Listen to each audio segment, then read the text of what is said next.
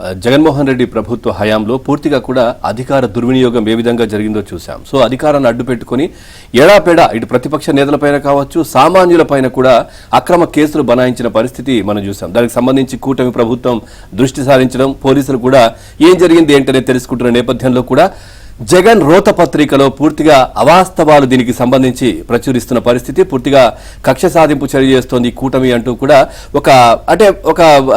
ఒక భయానక వాతావరణం, వాళ్ళకే ఒక ఇబ్బందికర పరిస్థితి. ఎందుకంటే వాళ్ళు చేసిన తప్పులన్నీ బయటకు వస్తున్నాయి కాబట్టి ఇప్పుడు ఒక భయం అయితే కనిపిస్తా ఉంది. దాంట్లో ఆ విధంగా రాస్తున్న పరిస్థితులు చూద్దాం. గత 5 ఏళ్లలో జగన్ ప్రభుత్వం తనకు ఉన్న అధికారాలతో ప్రతిపక్ష నాయకులపై, సామాన్యులపై ఎడాపెడా దొంగ కేసులు పెట్టింది. ఇప్పుడు అధికారంలోకి వచ్చిన కూటమి ప్రభుత్వం వాటిని సమీక్షిస్తుంది అనగానే జగన్ రోత పత్రిక ఉలిక పడుతుంది. 5 ఏళ్ల పాటు జగన్ పెట్టిన దొంగ కేసుల గుట్టు రట్టవుతుందని భయమా?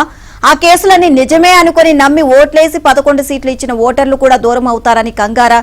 కేసులను సమీక్షల పేరుతో చంద్రబాబు నీరు గార్చుతుంటారు అంటూ బులుగు మీడియాలో ఒక ఏడుపు గొట్టు కథనం అయితే ప్రచురించారు.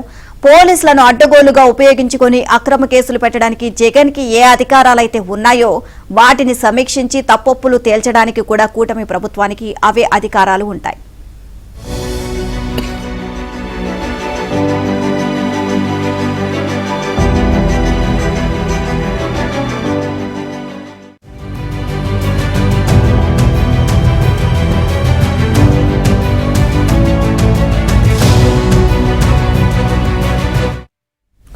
తప్పుడు కేసుల లోగుట్టు బయటపడితే, అందుకోసం వారు చేసిన ఘోరాలు వెలుగులోకి వస్తే, అధికార దుర్వినియోగం ఏ స్థాయిలో చేశారో ప్రజలకు మరింత స్పష్టత వస్తుంది.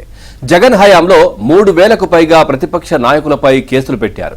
2560 మందికి పైగా అరెస్టు చేసి జైల్లో పెట్టారు. గతంలో చంద్రబాబుపై ఒక్క బాబ్లీ కేసు మాత్రమే ఉండేది. కానీ జగన్ హయాంలో ఏకంగా 17 అక్రమ కేసులు బనాయించారు.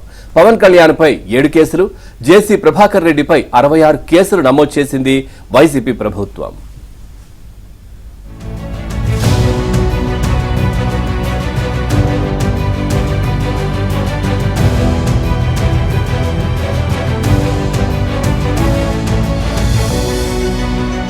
పైన ఎడాపెడా దొంగ కేసులు బనాయించారు. చివరకు ఎస్సీ ఎస్టీల పైన కూడా ఎస్సీ ఎస్టీ అట్రాసిటీ కేసులు రాజధాని ప్రాంతంలోనూ, అదే ప్రస్తుతం ఉన్నటువంటి హోంమంత్రి పైన కూడా నమోదు చేసిన పరిస్థితి మనం చూసాం.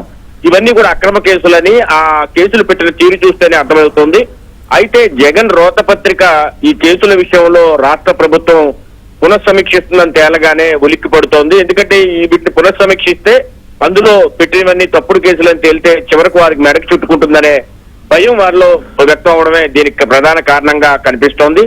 కొత్త ప్రభుత్వం వాటిని సమీక్షిస్తుంటే వీటిని ఈ కేసులు నీరుగా చేస్తున్నారు అంటూ నీచపు రాతలకు ముఖ్యమంత్రికి సంబంధించిన సొంత పత్రిక ప్రయత్నిస్తోంది. గత 5 ఏళ్లుగా విపక్షాలపై దాదాపు 3000 కేసులు పెట్టి రాజకీయ ప్రేరేపితంగా ఈ కేసులు నమోదు చేశారు. దీనిపైన రివ్యూ చేస్తుండటంతో ఒక్కసారిగా ఉలిక్కి పడుతున్న పరిస్థితి అయితే ఉంది. ఇవన్నీ దొంగ కేసులని ఎప్పటికే తేలిపోయాయి. అందుకే ప్రజలు కూడా దాన్ని నమ్మే 11 సీట్లు మాత్రమే వైసీపీకి, ముఖ్యంగా ముఖ్యమంత్రి జగన్మోహన్ రెడ్డికి ఇచ్చిన పరిస్థితి అయితే ఉంది. అయినప్పటికీ కూడా అసలు వాస్తవం తెలుసుకోకుండా మరలా అడ్డగోలు రాతలు రాయడం పట్ల సర్వత్రా విమర్శలు అయితే వ్యక్తం అవుతున్నాయి. ఈ విధంగా మొత్తం దాదాపు 2560 మందికి పైగా రాష్ట్ర వ్యాప్తంగా అరెస్టు చేసి జైల్లో పెట్టారు. ముఖ్యమంత్రి చంద్రబాబుపై ఎన్నికలకు ముందు, అంటే వైసీపీ అధికారంలోకి రాకముందు కేవలం బాబ్లీ కేసు ఒక్కటే ఉండేది. తరువాత జగన్ అధికారంలోకి వచ్చాక 17 కేసులు ఆయనపై బనాయించారు. జేసీ ప్రభాకర్ రెడ్డి మీద అయితే ఏకంగా 66 కేసులు బనాయించారు. డిప్యూటీ సీఎం పవన్ కళ్యాణ్ పై 5 ఏళ్లలో 7 కేసులు పెట్టారు. సంగం డైరీలో అక్రమాలు జరుగుతున్నాయంటూ ధూళిపాల నరేంద్రను జైల్లో పెట్టించారు. పులివెందుల్లో పోటీ చేసిన బీటెక్ రవికి ఏ కారణం చూపకుండానే ఆయన జైల్లోకి తోసిన పరిస్థితి అయితే ఉంది. కోన రవికుమార్ ను పైన కూడా కేసులు నమోదు చేయడం జరిగింది. ఫర్నిచర్ దుర్వినియోగం చేశారంటూ కోడెల శివప్రసాద్ పై కేసులు పెట్టడంతో 18 కేసులు పెట్టడంతో ఆయన మనస్తాపం చెంది ఆత్మహత్య చేసుకునే వరకు తీసుకొచ్చిన పరిస్థితి అయితే ఉంది.